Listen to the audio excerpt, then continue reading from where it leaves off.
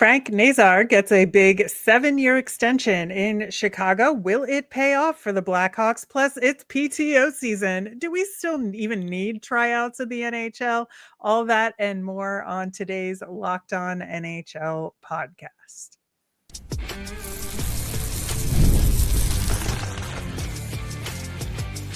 You're Locked On NHL, your daily podcast on the National Hockey League. Part of the Locked On Podcast Network, your team every day. Happy Friday, everyone, and thanks for making Locked On NHL your first listen every day. I am Rachel Donner from Locked On Flyers. I'm here each and every Friday with Gil Martin of Locked On Islanders. You can find us over on YouTube or anywhere you listen to podcasts. Subscribe to get our latest episode as soon as it's available here on the Locked On Podcast Network, your team every day. And today's episode is brought to you by Game Time. Download the Game Time app, create an account, and use the code LOCKEDONNHL for $20 off your first purchase. How are we doing, Gil? We're doing well. I can't believe August is starting to wind down. Training camps are pretty darn close. It's getting that chill in the air here in New York. It almost feels like hockey season. Yeah, it's almost hoodie weather. I can taste it. It is so close. But that being said, I'm sure our friend Jack over at Locked On Blackhawks is a happy camper because of the Frank Nazar contract. Let's see what he had to say about it.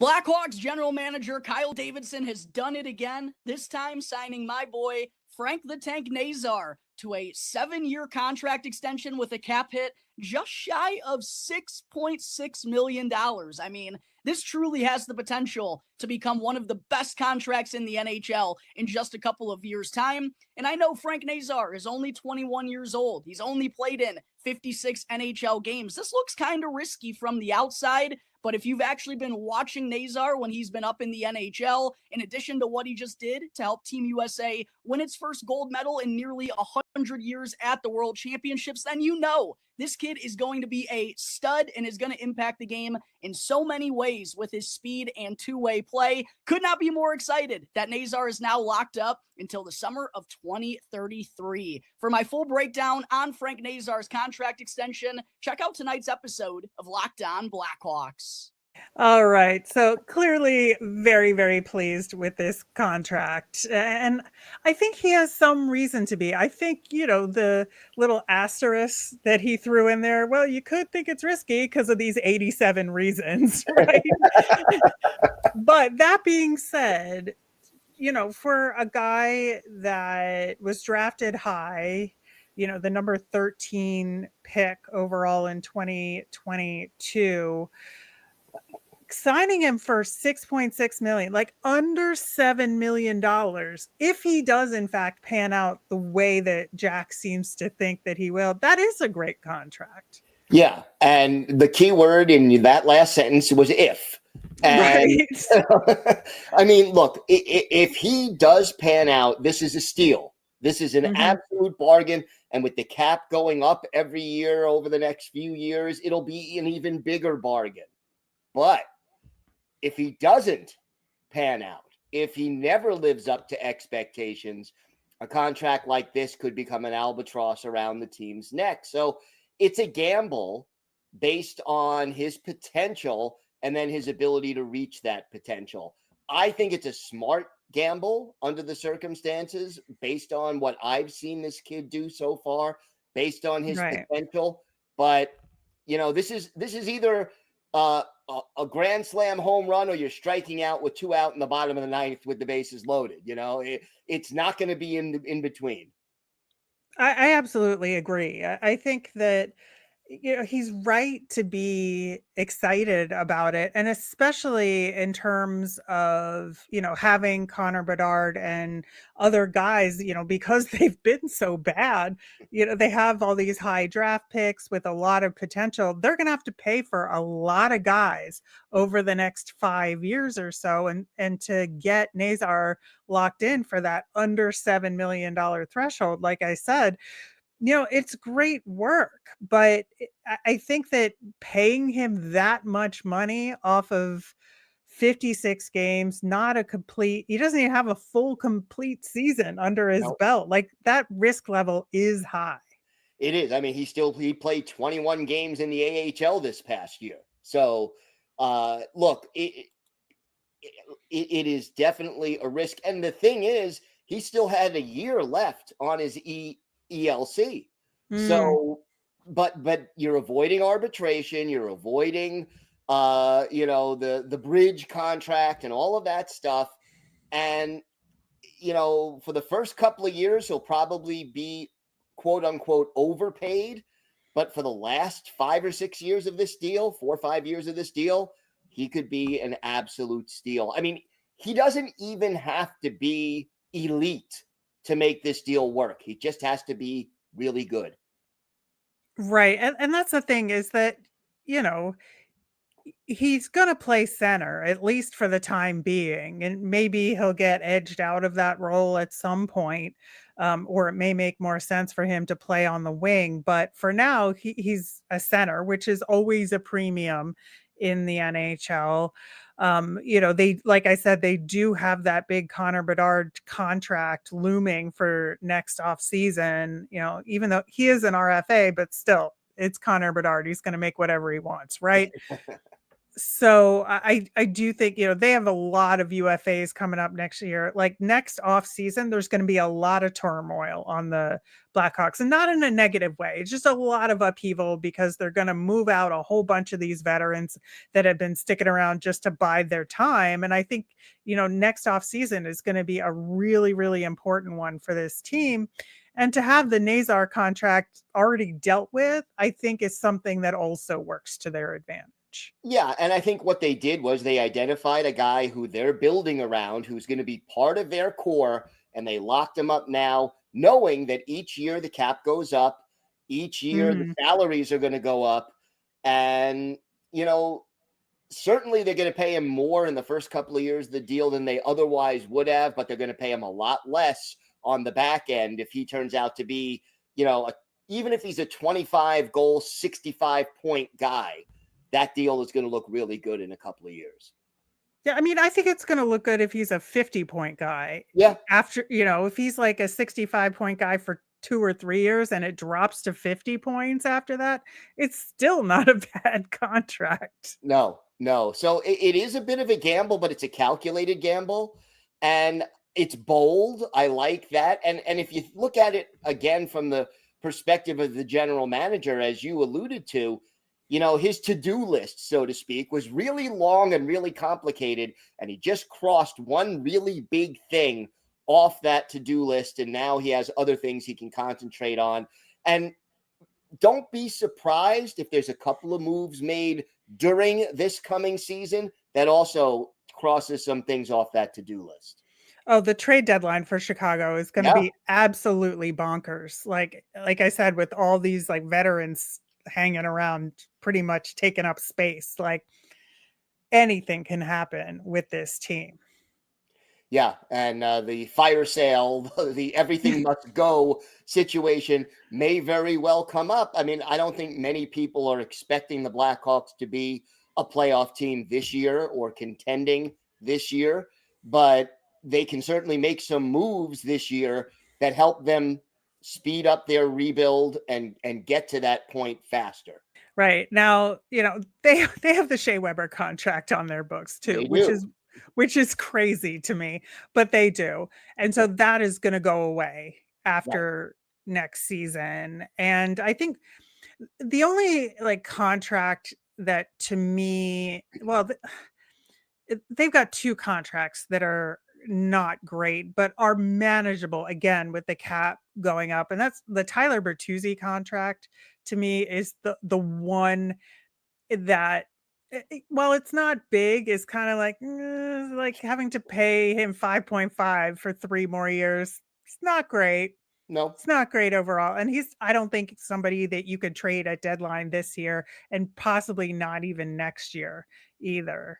I think he's like, the only way you get rid of him is in the last year of the contract, and maybe you eat salary as part of it. But again, that's only 5.5. I mean, Alex Vlasic is making 4.6. okay, that Yeah. seems pretty Yeah. like manageable, even if you think it's an overpay.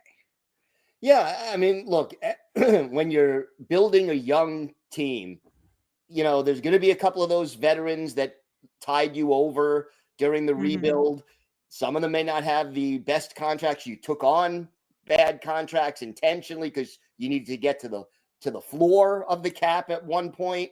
But I think they're in pretty good shape going forward. Now, you did mention the Bedard deal. How big is that going to be? How long is that going to be? And where is that going to put them in the salary cap world? If I'm them, I'm signing him to that 7-year max deal sooner rather than later. Yeah, I think it's going to be interesting to watch as this season progresses and where those negotiations are, not only behind the scenes, but in the press, and how that is going to play out. All right. In the meantime, we go from one very big contract to some really, really tiny contracts, but significant ones nonetheless. We're talking about professional tryout deals and what they mean for teams around the NHL.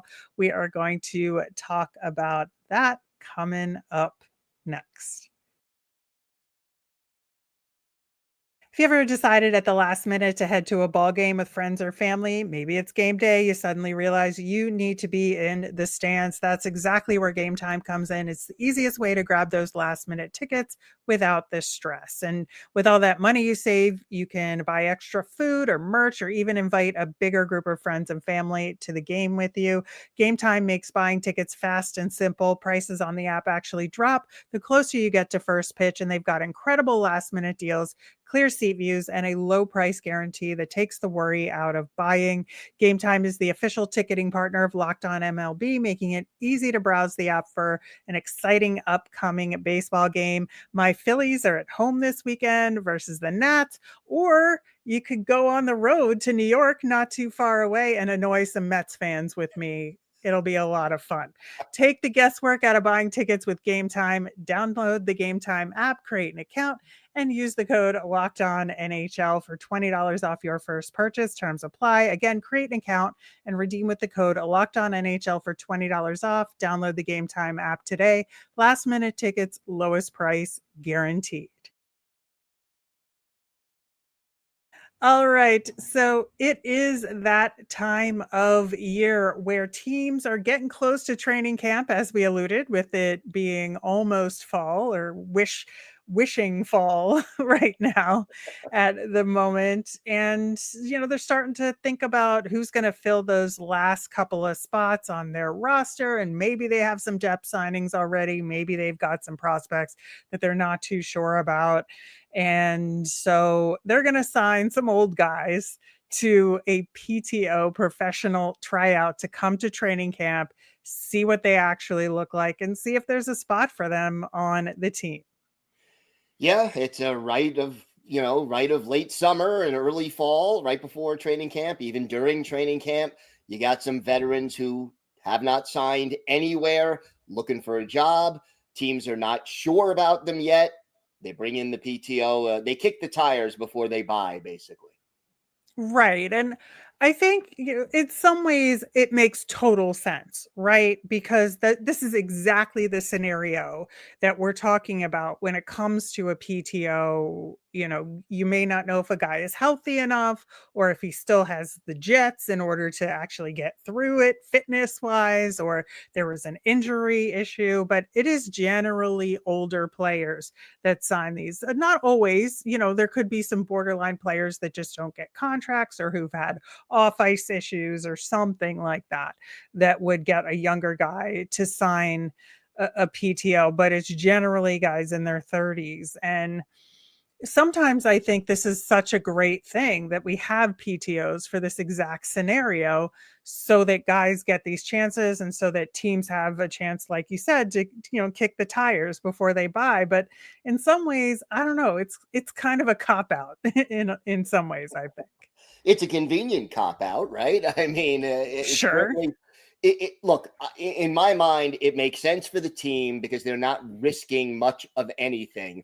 They probably have to have insurance if the player gets injured or something along those lines, but the cost is minimal. The Right. player who can't get a team to sign them to a contract gets an opportunity to show what he can do on the ice. And even if they don't sign with the team they're on the PTO with, they play in a couple of preseason games. Some other teams who are looking for help see that. Maybe they sign, as a result of watching game film from the PTO. It can very much be a win-win.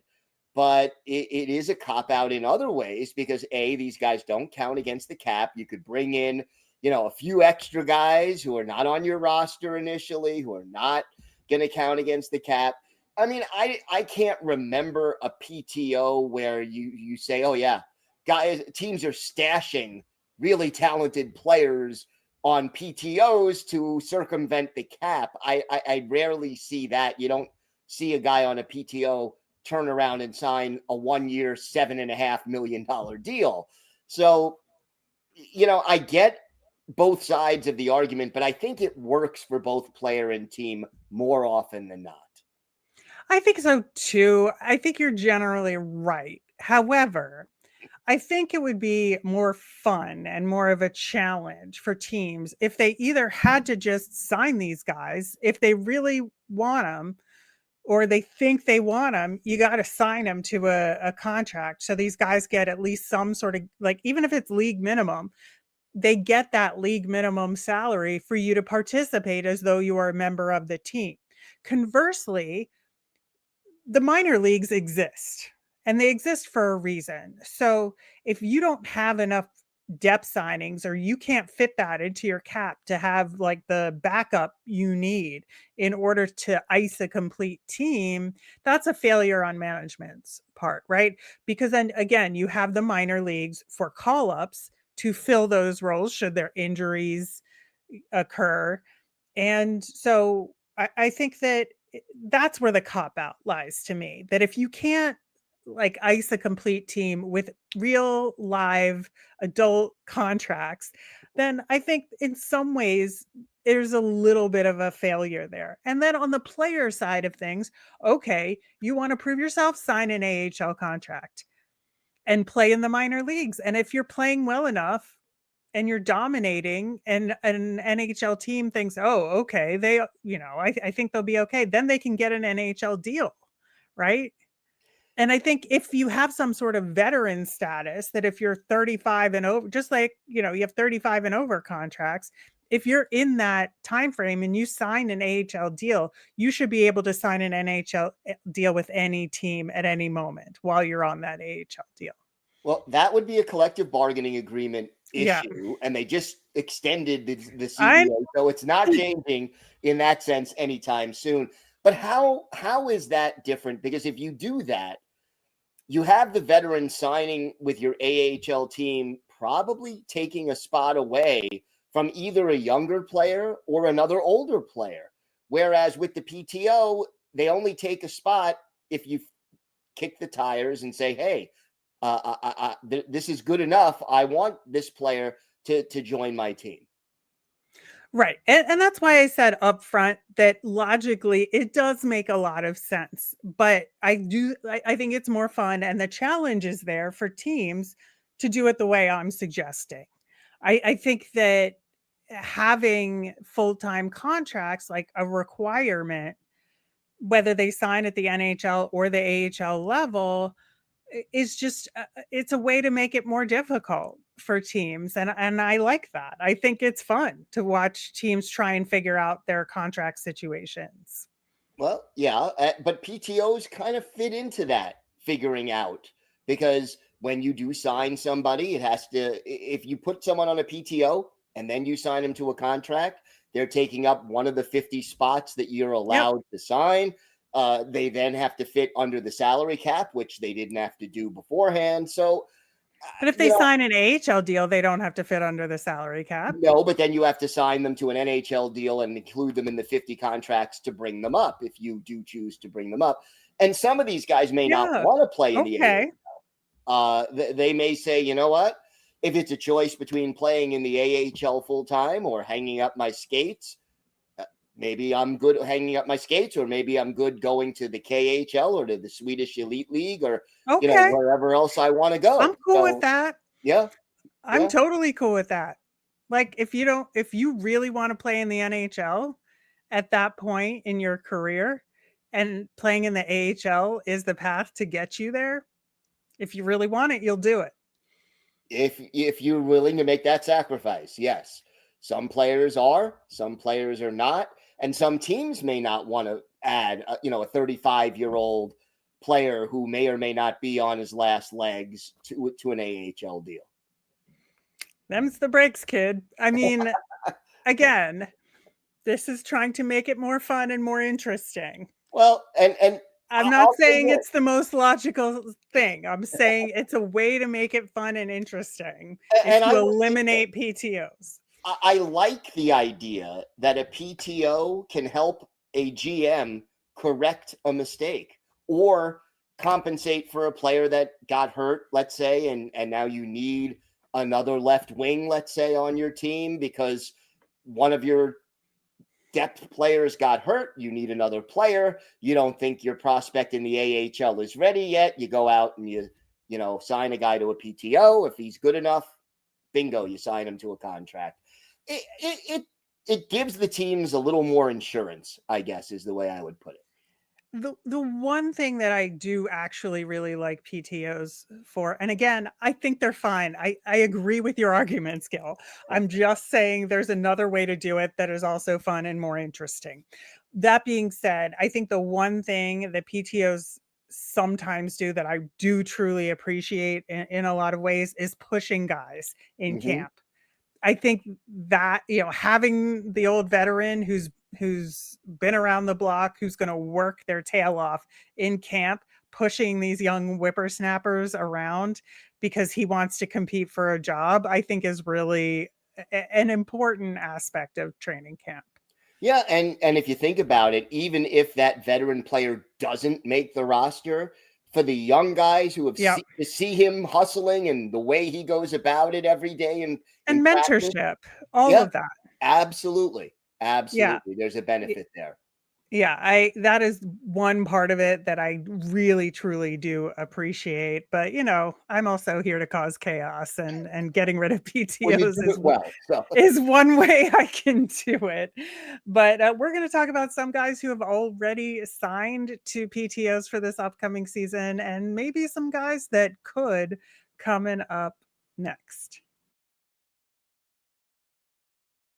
Today's episode is brought to you by FanDuel. August 26th is officially FanDuel Futures Day. It's a brand new holiday for football fans who live for bold predictions and preseason hunches. For just 24 hours, FanDuel is giving you deals on NFL season predictions. So whether you're calling your MVP, eyeing a long shot division winner, or ready to crown your Super Bowl champ before week 1 even kicks off, this is your moment.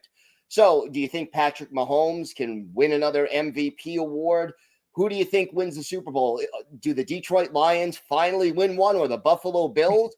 Or maybe you could parlay your division winner dark horses. So, visit the FanDuel app today and start planning your future bets now, because Futures Day is one day and one day only. FanDuel, play your game. All right, so we were just talking about several reasons why PTOs exist and the different kinds of players that could potentially get PTOs. And this year, it's been really interesting so far. There's been a few that have been signed already. Jack Johnson signing with the Minnesota Wild to go to their training camp. And I feel like Jack Johnson is the defenseman that will never leave the game. Just never. He's the defensive equivalent of Mike Sillinger, right? He's going to play every team in the league before he's finished, some of them twice. I wouldn't believe that for a second, but it's really interesting because he's been on some really good teams. Now, is he the linchpin in those very good teams? No, he is not. However, a lot of teams have won with him on it. And so I think that aspect of it is interesting. Just being around winning, there's something to it. And as we know, Minnesota has struggled to get beyond a certain threshold, and there could be an advantage to having him around. Absolutely. And, he's been there. He's won a Stanley Cup with Colorado, Mhm. been through all the wars. Can he give you 30, 40, 50 games on your third defensive pair and maybe on your second power play unit if you need him to step up and do that? Yeah, maybe he can. And he can be that steady veteran presence. He can be a helpful piece of the puzzle. He absolutely can. Now, another PTO already signed, Brendan Smith, signed by the Columbus Blue Jackets, which interestingly, Jack Johnson vacated the Columbus Blue Jackets. Musical PTOs. I know. And so he's 36. So he's got, 2 years on Jack Johnson. A goal and 5 assists with Dallas this past season. And, he's another kind of journeyman player that's been around the league. I think I remember his play most specifically when he was on the Devils, and he was fine, I would say. But I think that, for Columbus, he might have a shot there. And that's probably why he signed. Yeah, absolutely. You want to go to a team where you have a chance to play and make the team. Otherwise, why sign the PTO, right? So I think it makes sense. And if he can help the Blue Jackets, more power to him. Yeah, and we talked about having Stanley Cup experience. Connor Sherry has a lot of that in his former life with the Pittsburgh Penguins, but is now doing a PTO with the New York Rangers in the same division. Yeah, nothing like signing a PTO with the rival of the team that you have the most success with. And look, he's making the Metropolitan Division tour. He's played for the Penguins. He's played for the Capitals. And now he's going to the Rangers. So he's getting to the halfway mark of the division. Kind of been an Eastern Conference guy, also playing for Buffalo and Tampa Bay. But again, can he be a useful player in the bottom six? I think he can. Yeah, I think, he's only 33.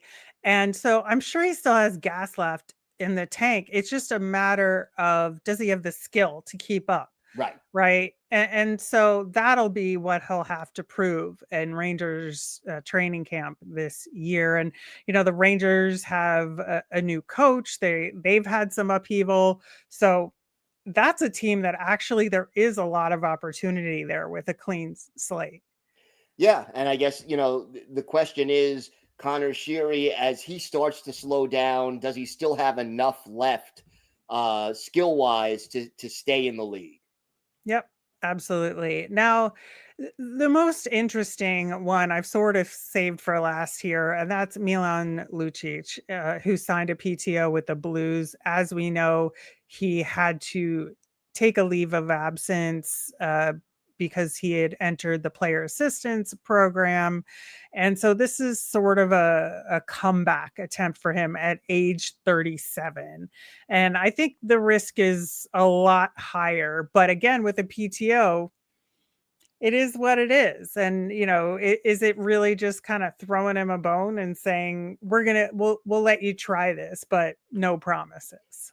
Yeah, it may very well be, but what do you got to lose, right? He'll if he comes in and he's not back to NHL caliber play, you just don't sign him to a contract. And if he's a problem in the locker room, or if he has some of the off-ice issues that caused him to go into the players assistance program, he can go back into the players assistance program and hopefully get whatever help he needs. So the one thing about the PTOs, low risk. It's not necessarily high reward, but it's a low risk situation. Absolutely. And, in terms of other guys that could sign PTOs over the next several weeks, Victor Olofsson is off the board, obviously, because he signed with the Avalanche. There's a couple of guys that are technically UFAs, more than a couple, but, that signed, went back to Europe and signed with teams there. So like Thomas Tatar and Jacob Vrana. And other guys have retired, but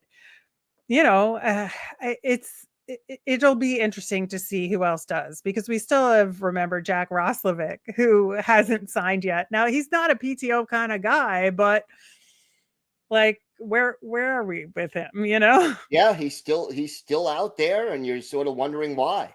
Yeah, absolutely. So we'll see who else signs PTOs over the course of the next couple of weeks, and if any of them make their teams. I think Max Pacioretty showed that he could sign one and make a team, and now he may get a better contract out of it moving forward. So we'll see where he ends up as well. That will do it for today's show. Thanks so much for listening. Of course, I will be here tomorrow on our women's hockey report with myself and Erica L. Ayala that we do every Saturday on the Locked On NHL channel. Gil will be back on Monday talking to hosts from around the Locked On NHL channel about what's going on with their teams. And we'll be back again next Friday as well. Have a great weekend, everyone.